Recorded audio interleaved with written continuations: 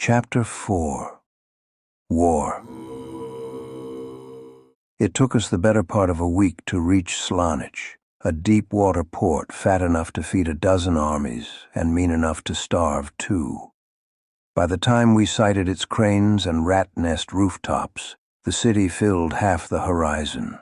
10 times Magin, 10 times Belgot, and somehow twice as ugly.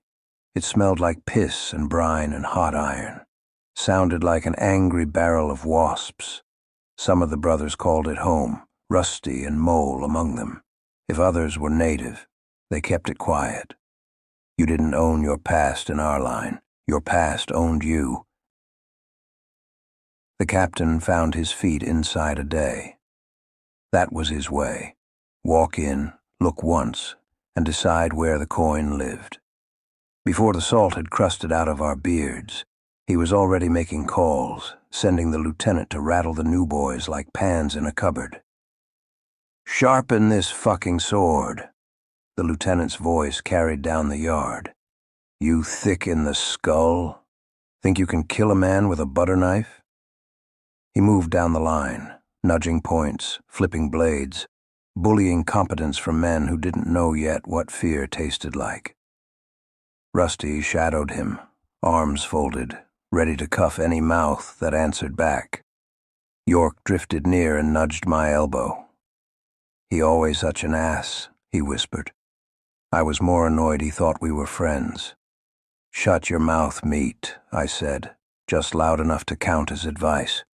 To his credit, he listened. By dawn, we were marching again, out past the city's stink, onto the green ribs of country. We weren't alone. The banners of House Ronley rippled beside us. Their levees stretched long and neat, steel catching the light like fish scales. 3, maybe 4,000. Proper mail and proper spears. Slanich bred craftsmen the way swamps bred mosquitoes. Every 9th shack had an anvil, and a man who thought himself a genius with tongs. We weren't the only sellswords either. Other companies trailed our column, ragged flags, old scars, new debt. Less tidy than us, meaner in some ways, stupider in others. Seeing them always made me half proud of how Worm Company ran its line and half ashamed we still had to stand in front of lords to earn supper. A burly rider paced the captain at the head, long straggly hair, a fur mantle heavy as sin. Another captain, by the look of him, weighing our measure as we weighed his. Companies nosed each other like dogs before a fight. Mergers weren't uncommon amongst companies.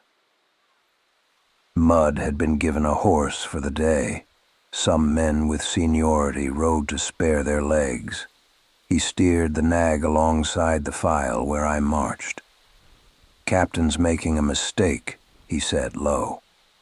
"Might as well enlist and wear a lord's colors if we're walking in step with angels." I shook my head. "Difference is we don't follow a baby-faced highborn into the grave. Contract turns sour, we cut it. Only men left to complain are the ones lying quiet." Mud snorted. "Aye, if we get the chance. 9 in 10 says they put us up front. Sour meat to catch the first bite. Enemy dulls their knives on us, high-born mop-up smiling. And then, who's left to pay?" He had a point. A good one. It didn't keep the march from happening. We made camp where a bent stream cut the valley's belly. The air had that smell storms get, wet copper thorn and a whisper that your boots will never be dry again. Tomorrow would be a slog. I've learned to hate the kind of mud that chooses men. I saw the captain at a crooked table under a sagging awning, speaking with the fur-mantle captain. Lieutenant beside him, 2 other strangers at the edges, and then Crow, stepping into the circle when the captain flicked 2 fingers. Schemes look the same in any weather, heads bowed, eyes dead, coin counted in the jaw before it is counted by hand. I found a quiet fire. Mole, Jester, and Raider were already there, sitting at the respectful distances men keep when they like each other and don't want a word about it. Jester watched the flames work over his ruined cheek, the light catching old burns in a way that turned them into fresh ones. Mole fussed with a busted lace like it was a puzzle. Raider stared at his axe head, counting black teeth in the shine. He noticed me looking. "What?" he grunted. "Nothing," he huffed. "You scared of dying tomorrow?" Raider didn't ask questions. Not often. "No," I lied. He sat with it long enough I thought the conversation was done. Then, "Grin was scared," Raider said. I saw Grin again for a blink, half in a torch's circle, half inside the Gormare's mouth. "How do you know?" Raider slumped.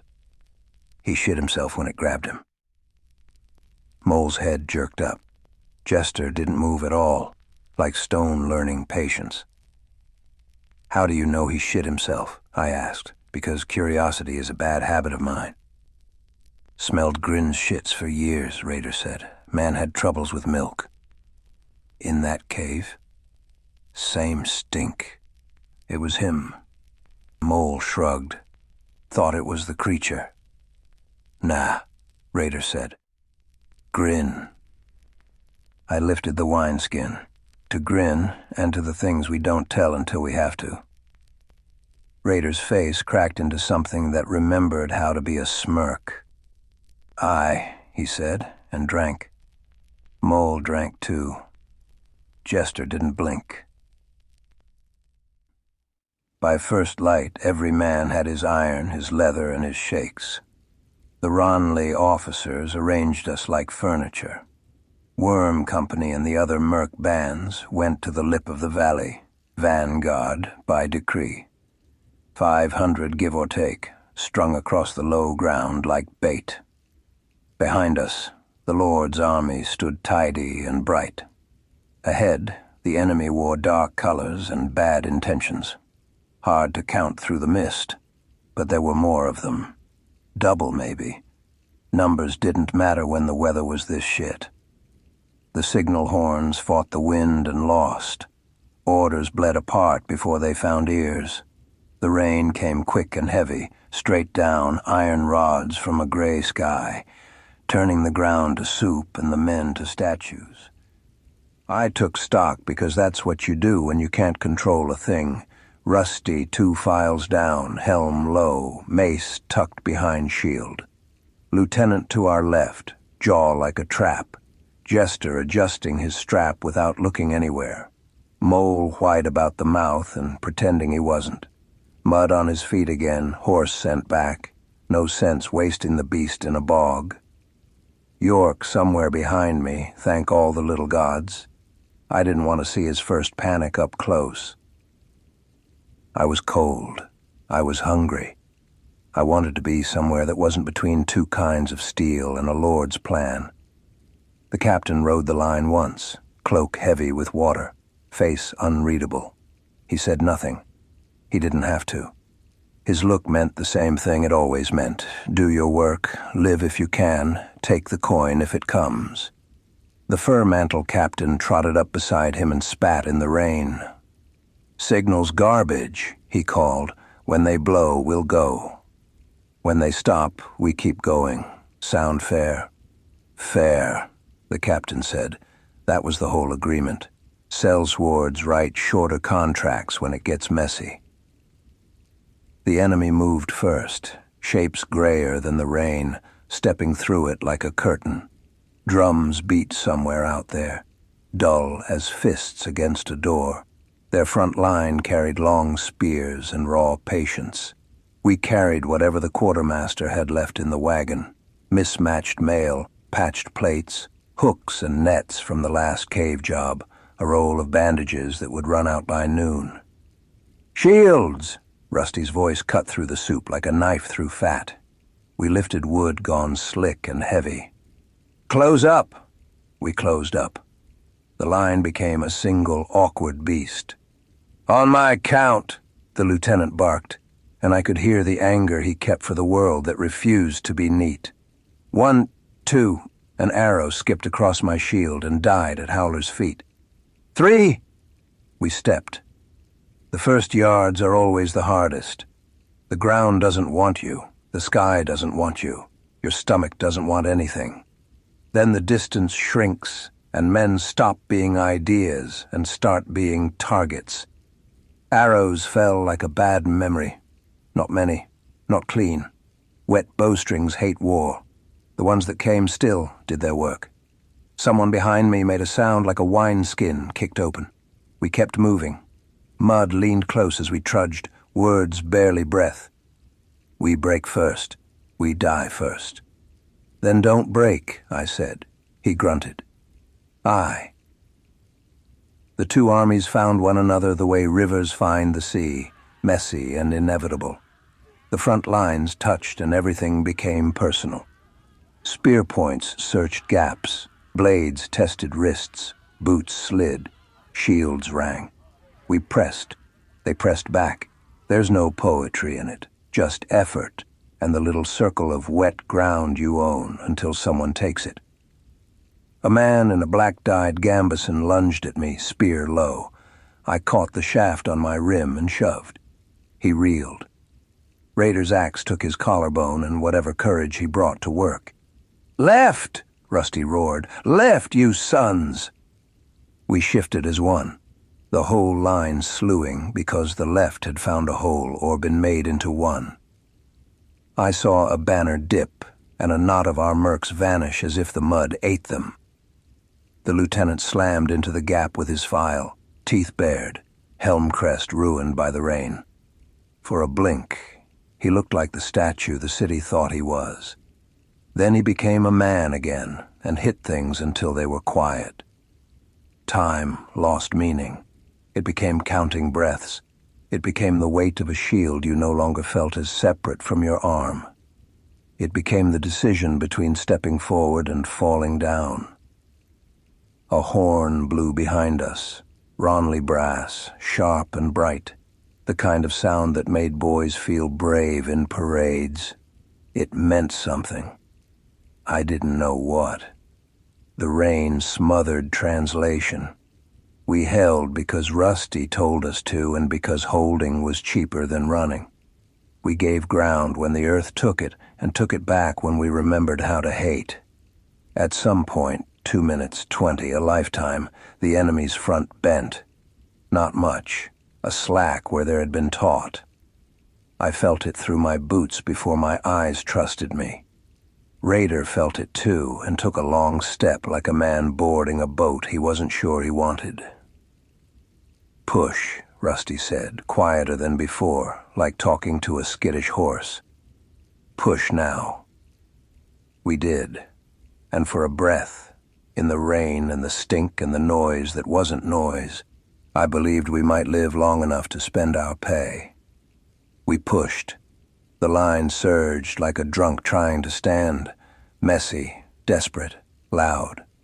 The mud sucked at our boots, pulling at us like the dead wanted company. The enemy pressed back. Flesh on flesh now. No room for grace. I saw the lieutenant first. He was ahead of us, roaring something I couldn't hear, his sword raised high. He drove into the enemy like he was born for it, like this was the only time he ever felt right in his skin. Then a spear took him. Not a clean kill. Nothing noble. The shaft punched up under his arm where the plate ended, slid in deep like it had always been meant for him. He didn't fall right away. He tried to shout again. Blood came out instead. Then 3 more spears pinned him to the earth like a moth in a book. Rusty saw it. His face didn't change. Just one quiet exhale, like a man who'd been expecting it for years. "Close the gap," he snapped. And we did. Because the world didn't stop for grief. The man in front of Raider swung a broad axe. Raider stepped forward like he was meeting an old friend and swung his own. His blade took the man from shoulder to hip, split him open like firewood. The scream never formed, just wet air and ruin. Mud caught a mace to the side of the head and went down screaming. I thought he was dead until he rolled over and grabbed his ear. Or what was left of it. Just red cartilage and ragged meat. He shouted something obscene and kept fighting anyway. Typical Mud. Mole took a slash across the face, cheek to jaw, opened him like a butcher's cut. Blood poured, but he stayed upright. Maybe too stupid to fall. Maybe too stubborn. Hard to tell with Mole. York panicked and ran, straight into the enemy line. I didn't see him again. Didn't look for him either. Spider went down with a spear through his thigh. He's taken harder hits. The rain washed the blood, but never fast enough. We push again. We pushed because there was nowhere else to go. Then something in the enemy snapped. Some hidden thread broke. Their spears faltered. The line shivered. And they ran. Not broke clean, ran ugly, stumbling, slipping, screaming. The kind of route where men don't run toward life. They run away from dying for one more second. We didn't chase long. Worm Company doesn't chase. We don't waste effort on backs. We counted instead. 14 brothers wounded. 12 of ours dead. A dozen empty places in the march. The lieutenant, Noel's cousin whose name I never learned. Others I should remember and don't. York survived, unfortunately. The captain stood over the bodies, face unreadable. The rain didn't touch him somehow. We gave him some space when his eyes caught the lieutenant. We knew better. We fought for House Ronley. We held the vanguard. We did the impossible. We won. So they paid us. In the Lord's war camp, under striped banners and velvet tents, the golden-haired princeling made a speech none of us listened to. Then the purse came, heavy with fresh-cut crowns, 2,000 crowns. Total, not per man. Total. The captain didn't blink. He took the purse. The lordling smiled, pleased with himself, believing the matter finished. Later that night, a different banner approached our fires. House colors, the younger Ronley brother, soft hands, sharp eyes. Crow rode alongside him. The captain and the other mercenary captains didn't look surprised. They held a feast to celebrate the victory, mess tables long as ships, fires roaring, wine flowing like the tide, laughter, boasts, patriot songs sung badly. The captains sat near the Lord, both smiling like wolves, pretending to be cousins. At some quiet signal, I never saw it, we moved, not with shouts, not with fury, just work. The other companies moved too, the ragged ones, the desperate ones, the ones who'd been shorted coin by nobles one too many times. We were wolves. They were wolves. Wolves know when the shepherd has grown fat. Raiders snapped the first guard's neck like breaking a wishbone. Jester opened throats with a kitchen knife, silent, lazy, bored. Mole drove his spear through a man's gut while still bleeding down his chin. Mud, one ear missing, laughed the whole time, big, awful laughter. The kind that makes children grow up wrong. The Lord tried to run. The captain walked him down, didn't hurry. Didn't sweat. No words exchanged. Just a knife under the ribs and a sigh like letting out bad air. When it was done, the younger brother stepped from the shadows, counting the bodies with his eyes. His men handed over a chest heavy enough to break a mule's spine. 20,000 crowns. Kyle counted every coin, twice, then once more with the captain watching. Worm Company didn't cheer. We just breathed.